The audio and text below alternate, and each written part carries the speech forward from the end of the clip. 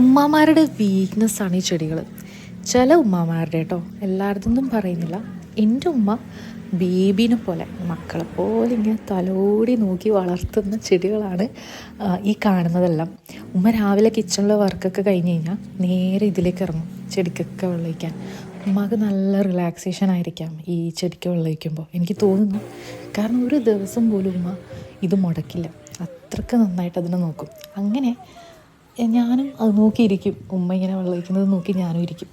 അങ്ങനെ ഉമ്മ എൻ്റെ അടുത്ത് പറഞ്ഞു, ഈ പൂക്കളൊക്കെ വിരിഞ്ഞ് കാണുന്നത് നോക്ക്, നീ ഒന്ന് അതിൻ്റെയൊക്കെ വീഡിയോസ് എടുക്കും, ഞാനതൊന്ന് സ്റ്റാറ്റസ് സ്റ്റോറിയൊക്കെ ആക്കട്ടെ.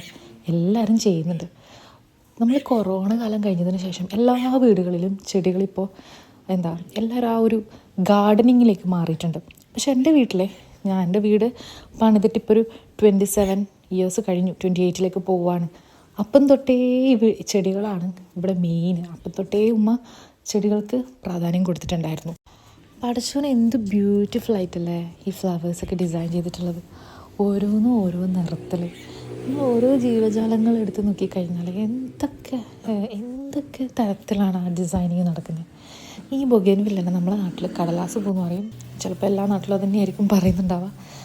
അപ്പോൾ ഈ വൈറ്റ് ഫ്ലവർ കാണാൻ നല്ല രസമായിരുന്നു കേട്ടോ. ഇതിൻ്റെ വീഡിയോ ഇങ്ങനെ എടുക്കുമ്പോഴാണ് ഉമ്മ പറയുന്നത്, ഇവിടെ ഒരു വയലറ്റ് ഉണ്ട്, വയലറ്റിൻ്റെ ഫോട്ടോയും കൂടി എടുക്കണം. അപ്പോൾ പിന്നെ അതിനും വിട്ടില്ല, അതും എടുത്തു.